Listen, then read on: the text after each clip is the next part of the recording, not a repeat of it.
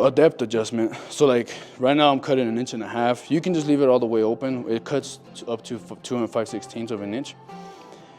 But then you have the little guard right here, and it has a bunch of numbers labeled throughout it all. So like you can have it cut up to 1/2 inch, 3/4 an inch, whatever you want. Just regulate it. So if you look at the blade, right now I'm only coming down about 1/4 inch. You always want to avoid touching this. I never like to touch the actual teeth itself, but you can see right there how that's 1.5 inches, about 1.25 inches, and so on. And like I said, you can see it when it doesn't go all the way through.